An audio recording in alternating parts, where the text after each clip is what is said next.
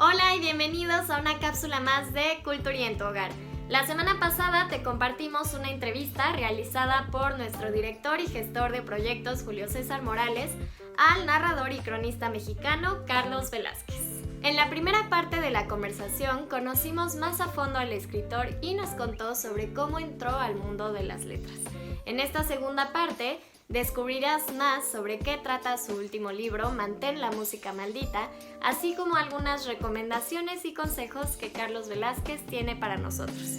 Agradecemos al Museo del Calendario Mucal en Querétaro por brindarnos su espacio para realizar la entrevista. Vamos a verla.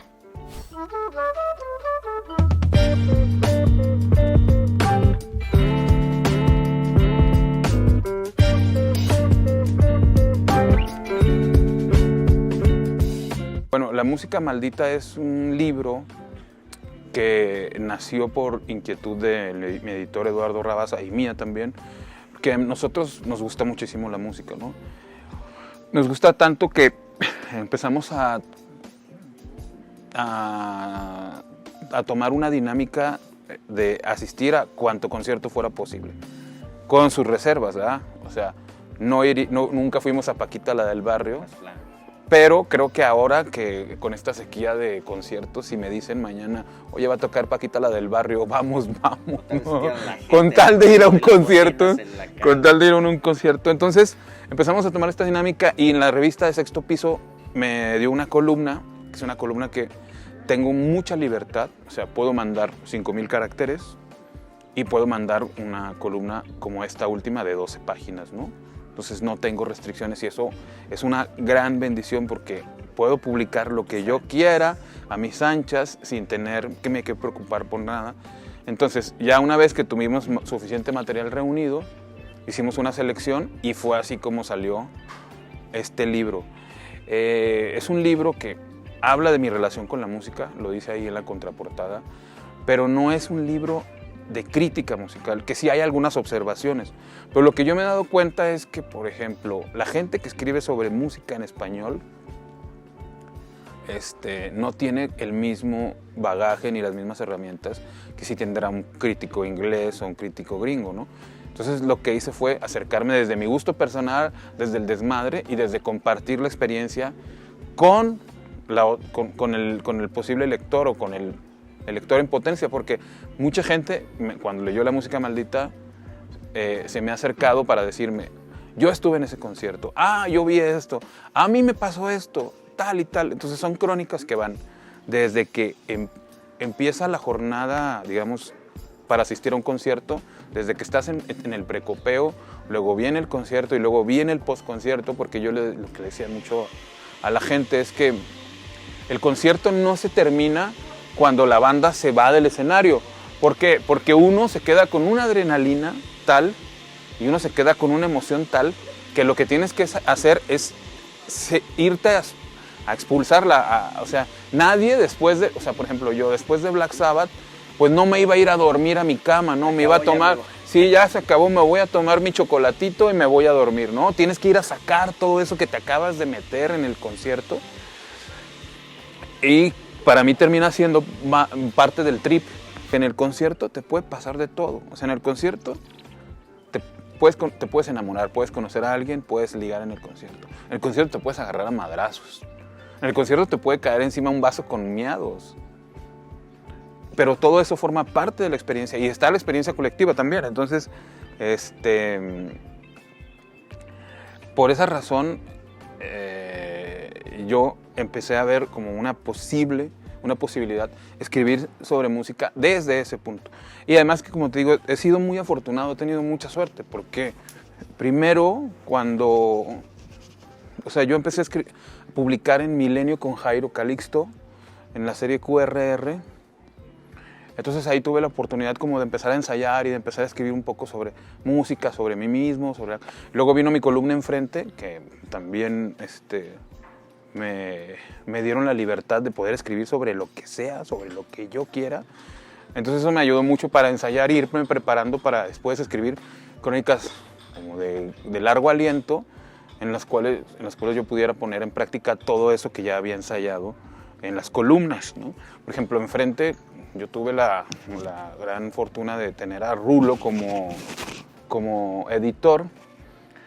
Y en ocasiones mandaba unas columnas súper manchadas y me decía, Rulo, mira, hay una ley, que es esto, que yo no lo sabía, pero esto lo supe a través de él. Hay una ley que te prohíbe hablar de drogas en estos términos en las publicaciones porque es hacer apología y te pueden multar o incluso cerrar el medio, pero lo vamos a publicar. Lo vamos a publicar. Entonces he tenido la suerte soy muy afortunado, he tenido la suerte de conocer a gente que me ha ayudado mucho, ¿no? Por ejemplo, en el caso de que me dieron la oportunidad en un principio. No he sido censurado, como te decía, en el texto, en el medio, en el pasquín que teníamos, que era un pasquín súper bonito de frente, que más era un semanario que se regalaba gratis en la Ciudad de México. Jamás se me censuró, como te decía, que se me dio total libertad. Y en algún momento, no recuerdo en qué diario, me dijeron, hay que bajarle un poquito el tono, pero censura como tal, no. Y al grado de que, bueno, en este libro, por ejemplo, La música maldita, están algunos textos muy subidos de tono, y sin embargo están ahí y han funcionado, y como tú decías, como decíamos al principio, ¿no? Como me comentabas al principio, para mí solo existen dos tipos de literatura, la buena y la mala. Entonces, si está bien escrito, si tiene mucha calidad, o sea, no me importa en qué términos de los términos en los que esté hablando, de los temas de los que esté hablando, quiero decir. Alguien a quien yo recomendaría mucho leer, que no es Fitzgerald, que no es Hemingway, que son grandes, por supuesto, que no es Faulkner, es Nelson Al Green. Nelson Al Green tiene dos novelas que son una verdadera maravilla, son unas joyas, son tremendos librazos. Uno es Un paseo por el lado salvaje, que es la historia del hijo loco de un sacerdote, y El hombre del brazo de oro, que El hombre del brazo de oro es de un baterista de jazz que es heroinómano y adicto al juego. Hay una versión para cine que el papel principal lo hace Frank Sinatra. Y lo que en su momento fue muy criticado antes de que se filmara la película, porque iban a decir Blue Eyes, ¿no? Blanquito, la chingada, ¿cómo va a ser el hombre? ¿Cómo va a sufrir? ¿Cómo va a ser El hombre del brazo de oro? No, pero resulta que está muy buena la película. Evidentemente que el libro, como siempre, es mejor. Lester Bangs, que es un crítico de rock, que murió de una manera muy joven, a los 33 años, que fue una neumonía fulminante, no sé qué, que me tiene loco desde hace años. Él empezó a escribir en Rolling Stone en los 60s, pero jamás se publicó el libro en español hasta hace muy poco. El libro está ahorita está en librería, salió hace como 2 años, 3 años.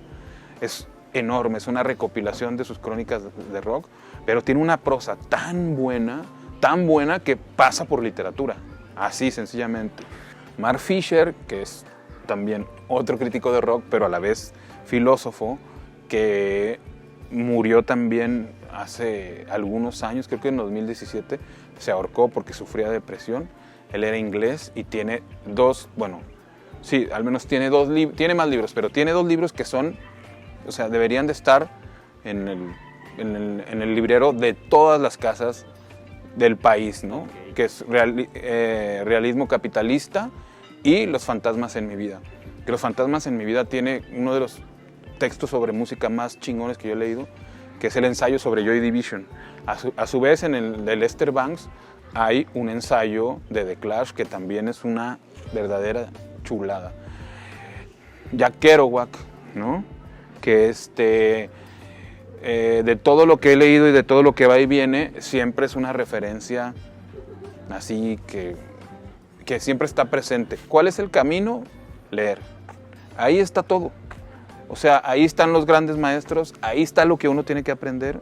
O sea, por ejemplo, yo cuando escribí La marrana negra de la literatura rosa, yo dije, yo quiero hacer cuentos Entonces, ¿qué hice? Fui a leer al maestro de los cuentos. Y ahí, John Cheever, y ahí aprendí cómo se estructura un cuento, cómo hay que hacerlo, cómo hay que, o sea, aprendí el cuento, el modelo narrativo gringo, o sea, que, tal y como lo conocemos desde Allan Poe, que es planteamiento, desarrollo, nudo y desenlace y final, bueno, nudo o desenlace y final sorpresivo.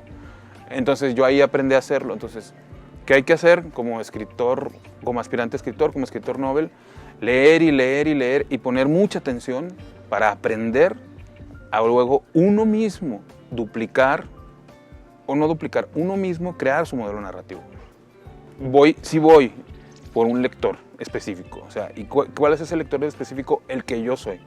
Por ejemplo, cuando yo me acerco a un libro, ¿qué es lo que quiero de un libro? Punto número 1, que me entretenga. 2, que me divierta. Y por supuesto que esté bien escrito. Entonces eso es lo que yo busco y es lo que yo estoy siempre tratando de no perder de vista. Entonces, en la medida en la que mi lector se divierta, yo también me voy a sentir identificado con los autores con los que yo leo. Es como una especie de reflejo, ¿no?